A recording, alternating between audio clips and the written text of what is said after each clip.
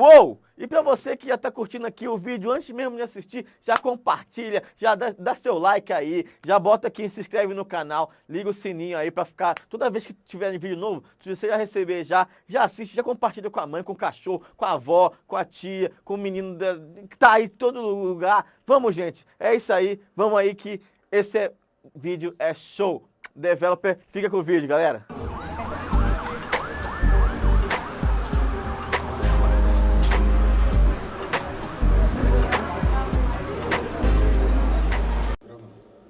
Uou! Bem-vindo ao Developers, o talk show da zoeira e de todo mundo. Galera, hoje comigo aqui com Carlinha Vieira. Ela é uma das representanças do Makers Code. Ela é também o quê? Ela é organizer da Perifica Code. Cara, é muita coisa boa. E ela também é... O que ela é também?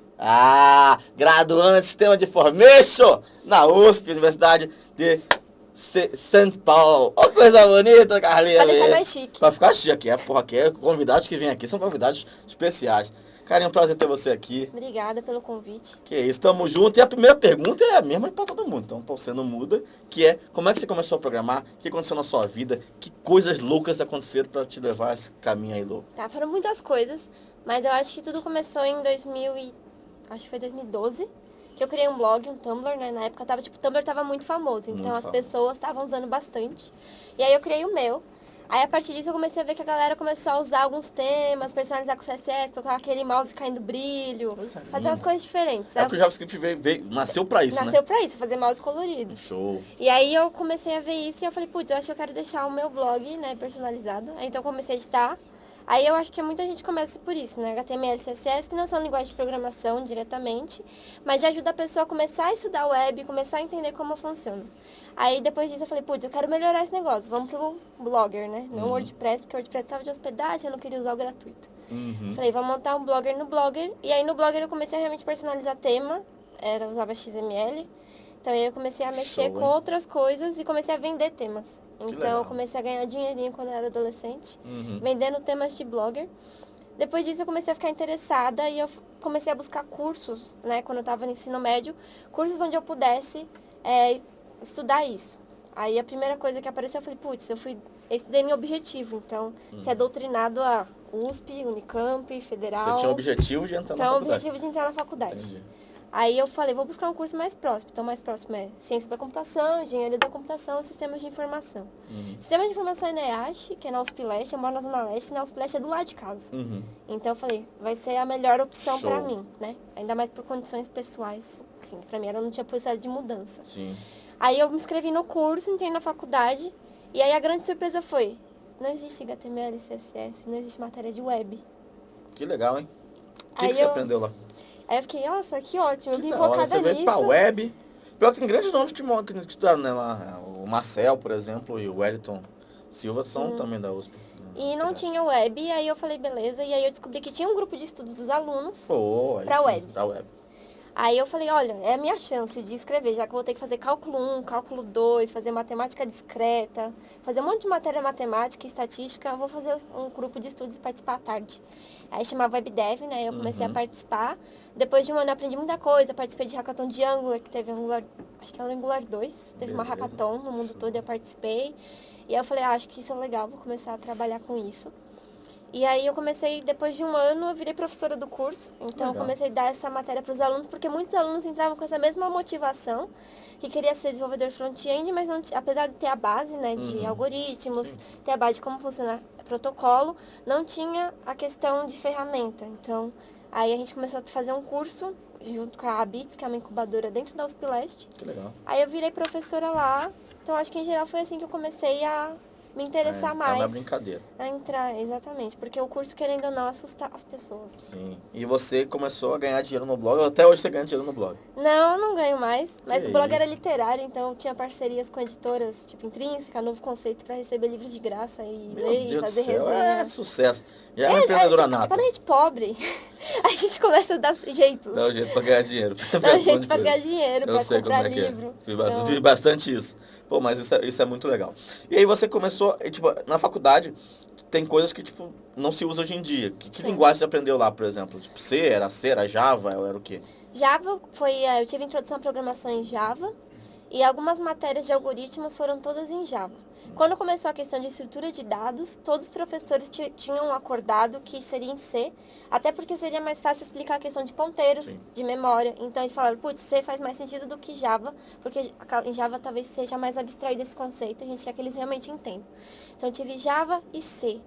Tive R, umas matérias que era de estatística, Sim, matemática mas em também. geral foi isso, porque muitos professores não gostavam muito que mudasse de Java ou C para fazer os trabalhos, porque eles diziam que não iam ser capazes de corrigir. Que beleza. E o pessoal, é bom você ver na faculdade federal, também fiz. Aqui no caso, a USP não é federal, é estadual, né? Mas eu fiz federal e é o conceito também parecido, que quando a faculdade é um pouco mais antiga, vamos falar assim, um pouco mais. É tudo pra isso. É uma parte boa, que tipo, as pessoas elas aprendem coisas que elas não aprendiam normalmente. Por exemplo, ninguém aprende ponteiro hoje, ninguém mexe com assembly hoje, Sim. porque não precisa, porque tudo abstrai, tudo. Mas é saber isso, por exemplo, faz com que você mexendo com JavaScript ou mexendo com outra linguagem de alto nível, você não tenha problema de memória, por exemplo, as pessoas não se preocupam com isso. Pra você, tipo, melhorou no seu dia a dia, do seu trabalho que você faz hoje, aprender linguagens como C? Sim, eu acho que faz muita diferença, né? Inclusive, eu tive algumas participações no grupo que tem aqui em São Paulo. Tem outros países, ó. Tem outros estados também. Sim. Que é o Dev Java Girl. Que é Legal. justamente porque muitas pessoas têm esse medo de aprender Java, falam que é uma linguagem velha, mas no mercado tem muitas vagas abertas e que não consegue contratar de Java. Sim. Então, por exemplo, empresas como a Amazon ou outras também usam muito Java na stack delas. Não, todas as empresas antigas eu acho também. que tudo não roda, são antigas, o mundo novas roda em também. Java. Eu vi um artigo esses dias falando disso. O mundo roda em Java, né? Sim, e as pessoas têm muito medo de aprender. Porque vamos pensar, tipo, a Java era uma linguagem que ela é forte, ela tipo um stack muito grande, desde sempre, tipo, não é uma linguagem que... E todo mundo usa pra tudo, então Sim. Java, ela não foi criada pra ser necessariamente uma linguagem pra web, por exemplo, mas o pessoal usa Java pra web. Você tinha Java App, você tinha Android, você tinha, tipo, várias coisas que utilizam Java. Então, tipo, muito, do que a gente chama nem só legado, mas muito legado é Java. É Java. Quando é web, muito legado é PHP, por exemplo. Sim. Só que aí você tem, tipo, pessoas que usam Java até hoje e é uma linguagem que resolve os problemas delas. Então, tipo, não tem motivo de não mudar. Agora, a questão mesmo é o C, porque C, tipo, se eu for pensar pra web, tipo, não se usa C. Talvez se o WebSM der certo, você possa usar C, mas não é ainda e não é comum. Mas é legal você pegar essa base, né? Mas eu achei que foi muito bom. Pra mim eu não achei difícil, mas talvez eu não sei se foi porque foi minha primeira linguagem. Foi difícil por ser a primeira linguagem, porque eu não sabia nem abrir o terminal. Então na primeira aula, que era pra, tipo, escrever Hello World, né? A professora começou a explicar como era a sintaxe, o que era, mas aí ele deu as instruções e aí eu fiquei muito perdida. E aí eu pedi pra um amigo me ajudar. E aí foi uma experiência um pouco ruim, assim, porque eu tava no laboratório, consegui fazer, compilei, eu não sabia o que eu tava fazendo, simplesmente tava seguindo instruções. Sim. Escrevi um código, aí eu vi que eu tinha que entrar no negócio chamado prompt de comando, digitar JavaC, classe, ponto Java, dar Enter, depois digitar Java, classe e dar Enter. Eu fiz isso e apareceu Hello World, e eu não entendi o que aconteceu ali. É meio mágico, mas é muito código pra eu fiquei, mas por que isso resultado. Sério, não achei mágico. Sim. Eu fiquei assim, mas por quê? Eu podia ter digitado, por que eu fiz todo esse trampo? É verdade, faz sentido. Mas porque eu não entendia, sabe? Foi muito então, no seu caso, você aprendeu Java antes de ser? Foi antes, foi a primeira linguagem que eu aprendi. Eu sempre tenho essa pergunta, eu acho que você meio que respondeu, que é tipo... Eu sempre fico na minha ideia que se é melhor você aprender estruturada primeiro e depois orientado a objeto, ou o contrário. Tipo, meio que... Se você não sabe o que tá fazendo, orientado a objeto, não faz sentido nenhum. Não faz. Eu fiquei muito perdida nos primeiros... Eu fiquei muito confusa. Depois eu fui estudar por conta, comprei aquele livro Use a Cabeça Java... Sim. Comecei a ler outros livros de algoritmos e aí eu comecei a entender melhor o que eu tava fazendo. Falei, putz, agora faz sentido pra mim. Mas assim, custou querendo na universidade estado pública em geral, te exige um esforço de estudar muita coisa por fora pra você conseguir entender. Seja porque o professor não tem didática, que é um problema, ou seja porque os conteúdos não estão atualizados com o que você vê em um mercado, em uma palestra, ou algo do tipo. Aí você fala, pera, eu tô sentindo que eu não tô aprendendo. Aí você tem que acabar buscando muito conteúdo por fora. Exato. Era essa pergunta que eu queria falar pra você, tipo, é meio que no caminho. Hoje em dia você não mexe necessariamente com web, você também mexe com web, mas você mexe com IA. Tipo, de onde veio o salto primeiro? Tipo, eu gosto de web, vou fazer faculdade, aprendo C e Java, e tipo, foda-se, eu vou pra IA. Mas o legal é que você, tipo, não é igual todo mundo, só fala em IA com Python. Você faz IA com qualquer linguagem. Primeiro, como é que foi na tua cabeça você sair desse mundo e falar, não, vou agora trabalhar com IA e vou mexer com isso aí? Cara, foi muito confuso, mas eu vou resumir a história. Aí depois desse tempo que eu dei a aula, durante uns 2, 3 semestres, foi uma experiência muito doida, porque era tipo, 2 vezes por semana, 2 turmas de 2 horas, foi preparar a aula e era tudo eu. Depois de um tempo eu falei, isso tá me esgotando.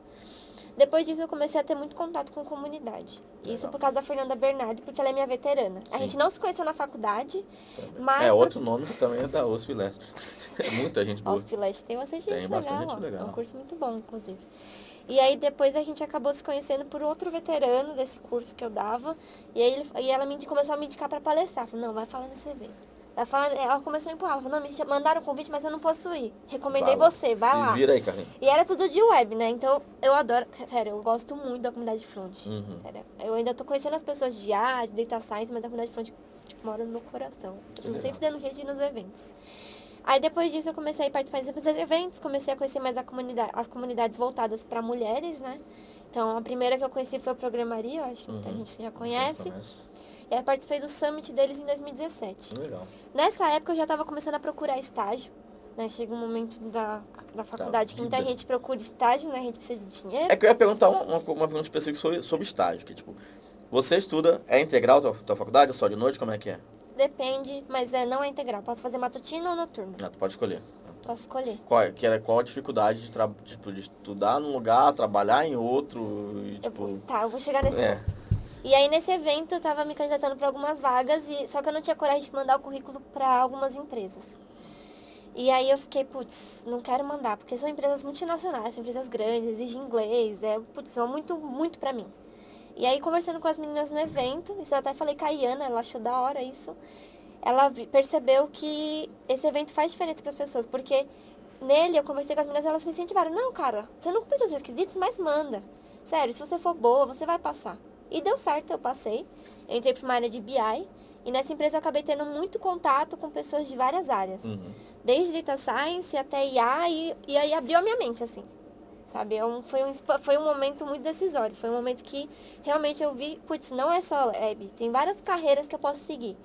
Porque eu tinha feito entrevistas para engenharia de software e não passei. E aí eu fiquei muito decepcionada, né? Fiquei um pouco frustrada.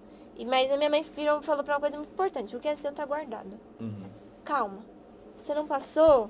Tinha uma outra pessoa com um perfil melhor. Eu descobri que foi uma amiga minha que passou e tal. Uhum. E aí eles me ligaram e falaram, putz, tem outra vaga aqui que talvez seja mais seu perfil. Uma vaga mais analítica, talvez seja suas skills. E realmente foi a partir desse momento que eu falei, putz, eu acho que eu quero estudar, eu quero focar nisso. Entendi. Então eu tive uma matéria de IA na faculdade também, que realmente também abriu minha mente. Era uma professora ela tinha muitas experiências de fora da universidade, então ela conseguia não ter só a experiência de pesquisa, uma coisa mais antiga que tem na universidade, mas também a experiência de mercado. Então ela conseguiu juntar essas coisas e trazer para os alunos uma visão completa do mercado e também das matérias, das bases. Então eu comecei a estudar IA nesse ponto. Pô, que da hora.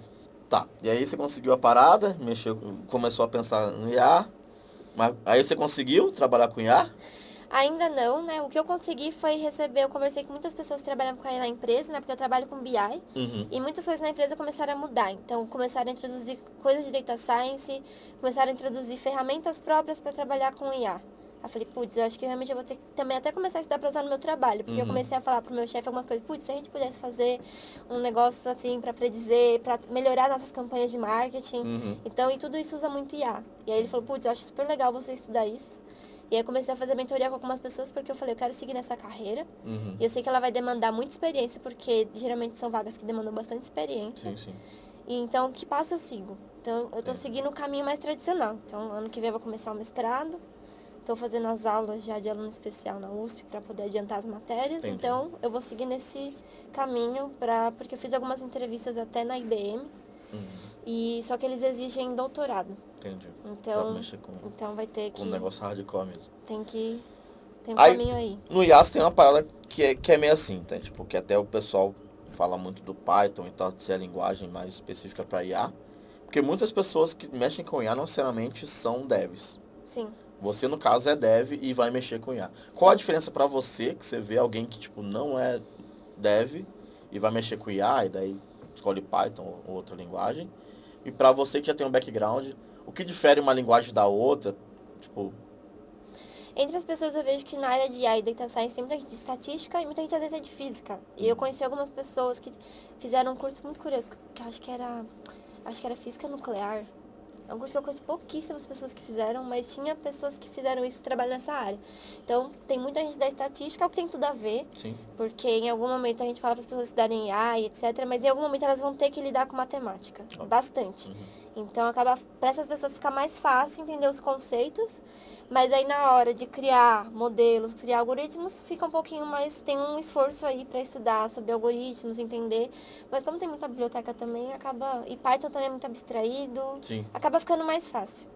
Pra mim, eu acho que foi legal mudar, eu aprendi, tô aprendendo Python, né? Tô estudando bastante ainda, sei fazer algumas coisas, mas tô estudando mais ainda porque eu quero entender melhor, porque eu vejo que muitas empresas usam.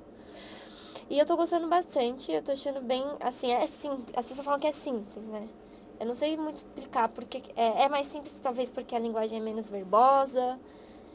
Depende, você pode pegar linguagens que nem são tão verbosas e colocar no meio também, tipo, linguagens que são fáceis de aprender, tipo JavaScript e PHP. Você consegue fazer IA nelas, mas não, a comunidade não abraçou tanto quanto o Python. Sim, Python tem essa questão da comunidade, né? Então, eu não sei muito bem que momento que isso se deu, assim, mas pelo que eu percebi, todo mundo que vai pesquisar qualquer coisa, Coloca Python e vai. R, Python, Uhum. R, Python e R. E aí você tem o Julia, que é uma linguagem nova que está nascendo para tentar mexer nisso aí, mas também da Mas também vi pouca pouca gente gente utilizando, vi pouca gente assim estudando, vi muita gente falando, putz, acho que é bom eu começar a estudar Julia, mas não vi muita...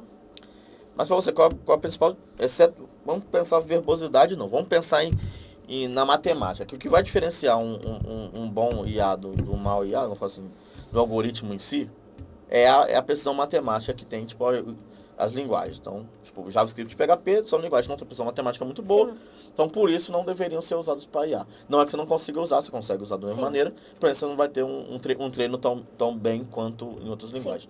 Entre o Java e Python, o que você vê de diferença em relação a cálculo? Tem uma palestra bem legal que eu sempre dou, que o pessoal gosta bastante, que é de mineração de textos com Java. Então, é IA com Java. E no caso, eu implementei algoritmo manual. Então, eu fiz na mão, peguei o algoritmo que é o Caminhos e falei, vou implementar ele na mão, estudar as regras matemáticas dele e vou implementar ele pro meu problema. E uma das coisas que eu vi, que eu comecei até a pesquisar pessoas que trabalham com Java, é que Java é muito mais rápido. Então, o que acontece é que o algoritmo em Python demorava 10 minutos para rodar e em Java levava 3 a 5 minutos no máximo. Assim. Então, isso é uma das coisas que eu vi. E aí eu também comecei a ver que tem várias ferramentas da própria Apache focadas em IA e que são muito mais rápidas. Então, quem trabalha com pipeline de larga escala provavelmente não usa Python muitas vezes. Já falaram para usar C++, eu já vieram falar. Para usar então, outra aí linguagem. Fala, TensorFlow, mas TensorFlow vai rodar, vai rodando sem mais. Sim, exato. Então, acaba tendo esse problema com Python de ser. Então, para estudar, para começar a entender, eu acho super legal, porque elas têm os notebooks, você começa a ficar mais fácil para a pessoa ver os conceitos e estudar algumas coisas. Mas eu acho que é legal aprender outras linguagens também, não ficar só focado em Python. Então, eu gosto de fazer algumas coisas em Java até para desmistificar essa coisa de é difícil. Não, sim, é porque eu enxergo muito isso, né? Tipo, outras linguagens você consegue fazer, tipo, não é só uma. Eu falo isso meio que generalizando. Como você pegar a web, você tem N linguagens para trabalhar na web. Se você usar IA, você tem N linguagens para trabalhar com IA. R também é uma linguagem muito boa, mas ao meu ver, tipo, é um pouco muito matemática. Muito então, matemática. Pessoas que não mexem muito com matemática não é o melhor sentido. O Python é uma linguagem universal, mas deve ter pessoas que não são necessariamente nem matemática, nem estatística, nem tudo mais, que aí o Python fica, tipo, acaba sendo a escolha perfeita porque ela não é necessariamente voltada nem para matemática, nem para dev. São pessoas que trabalham com outras coisas e querem meio que migrar de carreira, talvez, mexer com alguma coisa que tá na hype daí. Aí você falou de comunidade, você falou que aprendeu muita coisa com comunidade. Você dá muita palestra, você tá dando palestra aí pro São Paulo todo, em breve. Então, em breve, no Brasil, vai acontecer no Brasil, em breve, expandindo os horizontes pro Brasil. Como é que foi a sua primeira palestra? O que você sentiu? Foi sobre o quê? Qual foi o rolê? Que você já dava aula, então já não era tão do zero. Porque nas aulas a gente cria uma conexão, cria uma família, assim, né? Então foram muitas aulas, tipo, um semestre inteiro com essas pessoas, né? São várias turmas, então você cria uma conexão, meio que está acostumado. Toda aula era um frio na barriga, porque aquelas pessoas tinham muita. Eles me chamavam de tia Carla. Que lindo, tia Oh, Carla. coisa fofa, né? Coisa Tia fofa. Carla. E até hoje eles vêm no corredor da faculdade, oi, tia Carla. Então, e aí você cria uma conexão. Na palestra é muita gente. E eu tenho muito aquela questão do que as pessoas vão pensar, o que as pessoas vão falar de mim. Então, a primeira palestra foi uma Lightning Talk, foi no Frontin Valley ano passado. E foi super legal, um evento super legal. Eu fiquei super ansiosa porque eles fazem um esquema de você fala 10 minutos e aí depois a plateia começa a bater palma, né? Então, se acabar o tempo, então você não pode passar desse tempo. Então, Que tava, beleza, hein? putz. Que tranquilo. Que palestra legal. Aí tem um cronômetro e aí você começa, aí você fica olhando, aí 8 minutos eu comecei a correr, assim, falei, putz, deixa eu correr aqui, porque senão não vai dar tempo, mas assim, foi super legal, foi sobre acessibilidade com CSS. Legal. Foi super legal. E foi um evento super legal, fiquei super nervosa, várias coisas pra corrigir, a Fernanda que me indicou, ela tava lá no evento, me deu vários feedbacks, e ela virou meio que minha mentora, assim, então sempre que tem uma palestra pra dar, falei, mandava os slides pra ela, falei, olha o conteúdo, o que você acha? Você acha que dá tempo? Acha que é muita coisa? Então ela é uma pessoa excelente, gente. Tem o Help for Papers, fazer uma Verdade. propaganda aí. E também tem a entrevista que ela deu aqui. A Tem primeira entrevista entrevista do que ela deu Developers aí foi com a também. Fernanda Bernardo. Então, Então é assistam uma pessoa também que me aí. ajudou muito. Legal. Então fiquei muito nervosa. Mas com o tempo eu fui meio que quebrando isso e palestrar foi muito bom. Até eu sempre gostei muito de conversar com as pessoas, então eu sou uma pessoa muito social, apesar de tímida. E palestrar começou a soltar isso de mim e compartilhar conteúdo. Eu sempre gostei de ensinar. Então eu percebi que era uma oportunidade de compartilhar coisas que eu aprendi com outras pessoas. Que por mais que tivesse pessoas na palestra que já sabem do assunto, tem outras pessoas que são iniciantes ou que estão aprendendo que vão ser sempre algo para acrescentar. Essas pessoas que já sabem vão ter... Sempre, eu acho que a gente sempre tem alguma coisa para sempre aprender. um Sempre ciclo, absorve né? alguma coisa. Verdade. E nesse meio tempo, além de você palestrar sobre vários temas técnicos, você também fala sobre um tema não técnico que é muito falado, mas todo mundo tem um pouco, que é a síndrome do impostor. Como pra você tipo, também estudar sobre esse assunto, mas também ver que, tipo, muita gente tem, mas é algo que dá pra superar. Eu dei essa palestra 2 vezes. Foi uma no Global Diversity Call for Papers. Foi para um grupo menor de pessoas, né? Foi super legal. O pessoal tava muito... Você vê as cabeças na palestra, tipo, concordando. As pessoas te olhando com brilho nos olhos, sabe? Porque elas estavam... Cria uma conexão, né? Cria uma empatia, né? Inclusive a Keila, que deu entrevista aqui também. Deu também. Ela saiu depois da palestra e me falou, putz, eu senti uma coisa... Você falou comigo, falou, você me descreveu ali. O pessoal que não sabe o que tem como você explicar um pouquinho? Claro. Basicamente, a síndrome do impostor é uma sensação, assim, foi definido, né, pelas primeiras pessoas que cunharam o termo, como a sensação de que você vai ser descoberto a qualquer momento, de que você não é bom como as pessoas pensam que você é. E isso tem muito a ver com as expectativas que você quer alcançar nas pessoas. Você quer que as pessoas vejam você de uma forma positiva e tem medo de que isso se quebre. Então você, apesar de esperar que as pessoas te vejam de uma forma positiva, você mesmo não se vê assim. Então isso gera uma frustração. Então você fica, putz, será que eu fui contratada no lugar certo? Será que eu vou ser demitida? Será que vão descobrir que eu não sou tão boa assim? Será que eu não sou realmente uma boa palestrante? Será que eu não sou realmente uma boa desenvolvedora? Fica essa sensação sempre de uma cobrança, de que alguém vai descobrir que você não é bom o suficiente. Isso é horrível, porque gera a questão da ansiedade, né? Eu sempre ligo os dois temas. No meu caso, são muito conectados, porque eu tenho transtorno de ansiedade.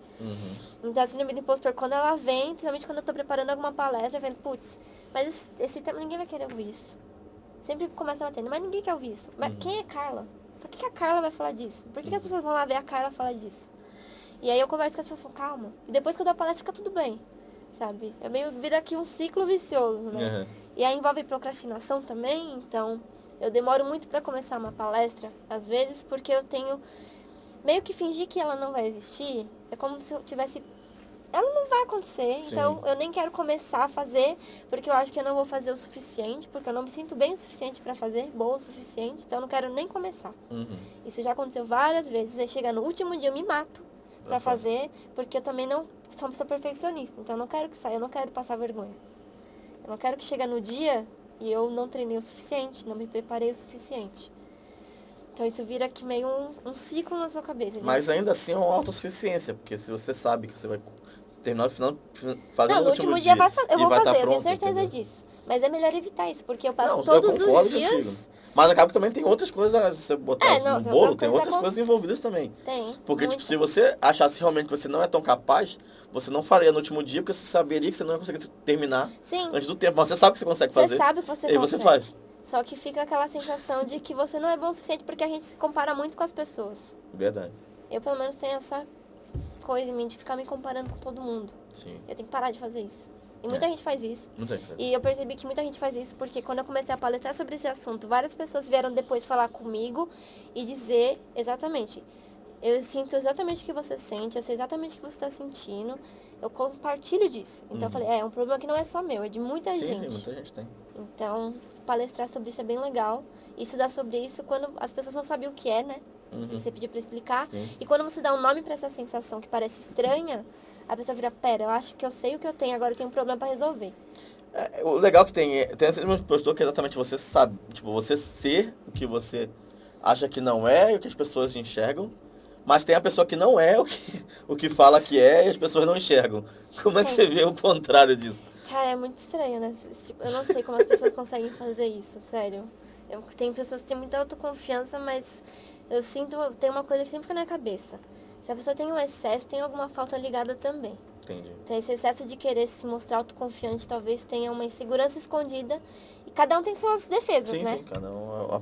Quando você fala coisa psicológica, é muita loucura, muita coisa Cada um tem doida suas aqui na defesas, cabeça. seus gatilhos, seus... Como eu comecei a fazer terapia, eu comecei a entender melhor. Ajudou que legal. muito. Eu sempre falo, faça terapia. Ficar lendo Fica a dica aí. post na internet, vendo vídeo de Carlinha. coach, não vai resolver seu problema. Que isso, coach não? Não vai Que resolver. merda, perdi. Metade da galera que eu assisti era coach. Tinha coach do bebê milionário. Coach bom esse coach. Coach pra criança de 2 anos também. Coach maravilhoso que eu tô assistindo lá. Coach, outro bom, DNA, quântico. Eu tô gostando muito. Reprogramar seu DNA. Porra, esse aí, meu Deus, eu quero reprogramar mesmo. O DNA, ele vai, porra. Era bezinho, bezão, vira outra coisa. É muita coisa legal. Cromossomo também muda tudo, recessivo vira dominante. É a coisa. Nossa, biologia faz uma coisa que eu não. Mas o DNA lá, quântico, é isso aí que muda. Mas Carlinhos. E agora, tipo assim, você vai migrando de um lado pro outro, você começou na web, foi pra IA, mas você palestra de web, palestra de IA. Como é que você mantém informada? Como é que você estuda? Como é que é a tua rotina pra esse rolê todo? Tá.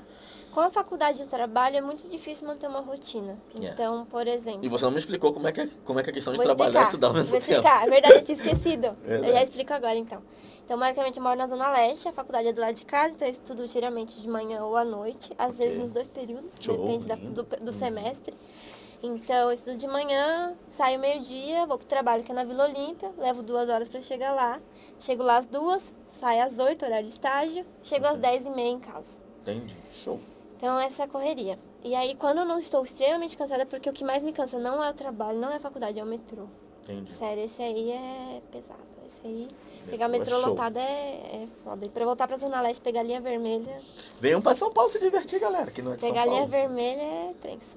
E aí, nessa correria é difícil, mas geralmente o que eu tento fazer é, como eu tô focando no TCC e no mestrado, eu tenho lido muito artigo. Entendi. Então, eu tenho lido muitos artigos sobre IA, mais em específico sobre uma área chamada Explainable AI. Porra, coisa bonita. Explainable AI, meu Deus do céu. Que é uma área justamente que está estudando como tornar os algoritmos de IA mais explicáveis para o usuário final. Ok. Porque o que vai acontecer ao longo do tempo é que as pessoas vão cada vez usar sistemas de IA, né? Isso não aconteceu, acho que essa revolução ainda não aconteceu. Começou. Começou há 60 anos atrás, tá? É. E tá ainda aí, galera. Vai chegar um dia que vai ter o IA. E aí, então, a gente quer que isso seja mais explicável até por questões jurídicas, questões de privacidade das pessoas, que vários algoritmos que são super potencial de trazer um bem para a população são muitas vezes barrados pelo governo ou por grupos que estão preocupados com isso por causa de falta de confiança e justamente porque muita coisa não dá para explicar. Não dá para entender exatamente como ele chegou no resultado. Então, isso gera alguns problemas. Então, eu tento ler os artigos, tento acompanhar alguns blogs. Então, eu leio iMasters. Eu leio o blog da Dani Monteiro, DBA, porque como eu trabalho com BI, muita coisa de banco de dados às vezes tem que estudar. Então, eu acabo tendo que estudar bastante. Aí, às vezes, eu faço alguns cursos, eu acabo comprando vários cursos na Udemy. Normal. E não tem fazendo. 90 cursos lá, tá tranquilo. Mas uma coisa legal que eu descobri que no Coursera tem auxílio financeiro disponível. Então, quem não tem condição e quer conseguir o certificado e tá pra carreira e currículo, dá pra solicitar auxílio financeiro. Tem que escrever uma carta gigantesca explicando a sua situação financeira. Mas é legal, pra quem não tem condição, é o que eu faço. Legal. Então eu consigo fazer alguns cursos por lá também. Legal. E podcast, eu gosto muito de podcast. Show. Uma coisa que o pessoal sempre pergunta, e acho que pra você também é bem normal perguntar isso, que é tipo, valeu a pena fazer faculdade? Vale a pena fazer faculdade? Você tá buscando mestrado, você tem seus objetivos e tal, mas entre a pessoa, tem muitas pessoas que falam que não vale a pena, outras pessoas que falam que vale a pena. Quais são os motivos pra você achar que vale a pena? E tipo, o que que você acha que o mestrado e o doutorado vai te dar de diferença do pessoal em geral? Tá. Primeiro, começando pela faculdade, eu acho que vale a pena. Eu não vou falar que vai ser mais fácil. Assim, não vou falar que... Porque se você não fizer faculdade, você vai ter que, de alguma forma, suprir de outras formas esse conhecimento. Você vai se dar por conta. Não é impossível, conhecer muita gente autodidata, que dá super bem de carreira. Sim. Mas eu acho que é errado virar para as pessoas e falar, não, faculdade não precisa, relaxa. Porque tem muita gente que realmente chega em várias oportunidades e enfrenta e o diploma? Eu tava conversando com algumas pessoas essa semana que teve um evento e tinha uma menina justamente tava nesse dilema. Que ela queria uma vaga super foda de IA e falando, e o diploma. Ela falou, cara, fazer uma FATEC de 3 anos pra provar um diploma. Entendeu? Porque algumas coisas realmente exigem isso, sabe? Eu não vou dizer. Na nossa área é mais flexível, né? Sim. Então, tem vagas, principalmente em startup, que são mais flexíveis quanto a isso, né? Vão avaliar o seu conhecimento. E faz todo sentido pra mim, Sim. porque tem gente que é muito autodidata, é muito dedicado e realmente, sobretudo, o conhecimento teria na faculdade. Mas eu também vejo alguns profissionais que são até plenos e sêniores falando que sente falta da faculdade porque às vezes não tem uma base. Então, aprender a ferramenta, mas não tem a base, né? Tem uma palestra do Afonso de web que fala muito Sim. sobre isso, super legal. Então, muita gente às vezes sente essa falta. Tu também tem entrevista aqui. Também tem entrevista, ó, muita gente, várias entrevistas. Então, algumas pessoas acabam sentindo essa falta da base. Sim. Então, talvez a faculdade seja... Mas não é impossível. Eu acho que, assim, se você tiver a oportunidade de fazer, faça, é ótimo. Eu não vou dizer que é uma coisa alcançável para todo mundo. Entrar numa universidade pública e vai entrar numa particular vai ter que pagar, vai ter que uma forma de pagar também é complicado. Então, eu acho que cada um tem que alcançar o que tem que ser os recursos, né? Se você não tiver, também não vai parar de estudar por causa disso, porque você não tem condição de fazer faculdade, vai chegar em lugar nenhum. Melhor não é nem começar. Verdade. Não, comece estudando, faz o que você consegue, sabe? Show. E se você tiver condição, cara, não deixa essa oportunidade passar. Muita gente queria ter a oportunidade de fazer faculdade. Verdade. E a questão do mestrado foi por causa da questão de, porque eu gosto muito de estudar. Então eu sempre gostei muito de estudar. Eu sou uma pessoa, minha mãe gosta de falar que é nerd. CDF, enfim. Sim. Gosto muito de estudar, então eu até conversei com alguns professores para entender. Eu falei, como que é o mestrado? Como que funciona? O que ele vai me trazer de conhecimento? É válido mesmo se eu não quiser seguir uma carreira acadêmica? O que a minha professora me falou foi o seguinte, 2 professores falaram a mesma coisa. É válido, você vai adquirir um conhecimento que você não tinha antes, você vai aprender muito. Sim. Você adquirir habilidades que você não tinha antes como pesquisadora, né? Sim. E querendo ou não, como é IA, provavelmente vai ser útil na sua carreira. Então, eu decidi seguir. Aí fica muito. Aí é uma parada que vem, né? Uma vez que tipo, IA parece que é algo que é natural seguir pra essa área de mestrado. Não necessariamente acadêmica, mas muita gente que eu conheço que mexe com IA, faz mestrado, tá no doutorado. Sim, algumas empresas até liberam o funcionário um dia para dedicar somente ao mestrado. Provavelmente se a pessoa é cientista de dados ou trabalha diretamente com IA, dedica um dia só para fazer o mestrado, porque as aulas na universidade do mestrado geralmente são à tarde. Sim. Ou de manhã, um período horrível para quem trabalha. Então a empresa tem que ter flexibilidade e ela só vai ter se for um benefício para ela. Exatamente. Mas o que você acha que tem diferente em IA específico para tipo, ter essa exigência? Porque são dados sensíveis, são coisas que podem... Eu acho que é porque ainda, por mais que seja uma realidade na nossa vida e seja uma coisa que está sempre a gente falando, querendo ou não, tem muita coisa que ainda está em estudo, tem muita coisa que ainda é teórica. Tem muitos algoritmos que não são utilizados em aplicações médicas por falta de confiança. Porque se ele der um erro, é a vida de uma pessoa que está em risco e não tem como explicar. Por isso que essa questão da explicabilidade é super importante. O pessoal começou a falar, né? Quem começou disso foi a DARPA, que é uma agência dos Estados Unidos. Começou a estudar sobre isso. E então eu acho que por essa questão de aplicação, a academia acaba ajudando muito. Tem professores que fazem pesquisas muito legais de como criar jogos para ajudar crianças com autismo, como fazer processamento de imagem para reconhecimento de câncer. Isso tudo tem que ter um estudo antes de ser realmente aplicado nas pessoas. Então, eu acho que a academia também acaba entrando nessa questão, que as coisas são meio teoria, tem que ter um estudo, tem que ter uma pesquisa envolvendo para dar, talvez, suporte suficiente para ter uma aplicação na vida real, sabe? Pô, que legal. Carlinha, é muito bom ter você aqui. Muito obrigado por ter vindo. Muito obrigada, é muito legal contar, compartilhar com a galera aí. Deixa a mensagem pessoal, dá aí sua última mensagem, fala aí sobre os grupos femininos também que você participa, como é que é o rolê, vamos fazer como que é o pessoal fala? Ah, esqueci a palavra. Vamos fazer. Vamos falar. Tem o Makers Code, é para empoderamento de mulheres na tecnologia. Tem o Dev Java Girl, que é para mulheres em Java e para quem quer conhecer Java, perder o medo de Java, então também indico. A Sou Java é uma comunidade que é pra galera toda, então é uma comunidade bem legal de participar também, que eu participei em alguns eventos e eles estão fazendo evento mensalmente, tá bem legal participar e tem live. Perifacode é pra incluir pessoas da periferia, então eu me envolvi nessa casa por missão pessoal, porque eu sou da periferia, e a gente enfrenta várias barreiras, né, além da questão, e tem a questão que diversidade não é só homem e mulher, então a gente acabou, as pessoas estão começando agora a explorar outros pontos, né? Sim. Putz, vamos em diversidade LGBT, diversidade é questão racial, diversidade é questão de pessoas de baixa renda, sim. E principalmente, querendo ou não, a periferia acaba misturando baixa renda por uma questão de, a maioria das pessoas são negras, então recomendo que vocês acompanhem o Perifacode. Se você não é da periferia, não tem problema, pode participar, pode acompanhar, a gente está sempre procurando pessoas para ajudar, então a gente quer fazer essa troca. Sim. Levar as pessoas da periferia para conhecer os centros, conhecer as empresas e fazer o contrário, mostrar para as empresas que as pessoas existem e que elas querem aprender, elas estão dispostas a aprender e elas merecem uma oportunidade. Verdade. Porque a maioria de nós não tem inglês, então fica muito difícil, muita empresa está exigindo inglês mesmo sendo uma empresa brasileira. E aí você entra no site de vagas, é em inglês. Sim. O processo é todo em inglês. O teste online é em inglês. E a galera fala que isso acaba excluindo muita gente do processo, né? Então até o Google começou a fazer processos só para pessoas negras sem inglês, ou só para pessoas periféricas sem inglês, justamente para tentar incluir mais as pessoas. Eu acho que é isso. Show. Valeu, Carlinhos. Obrigada, viu? Mas galera, ó, pega esse vídeo aí, manda pra avó, manda pro cachorro, manda pro guri, tava ali. Vou mandar pra minha mãe. Pipa, manda pra sua mãe, manda pra todo mundo. Aquele abraço, até a próxima. Valeu, developers!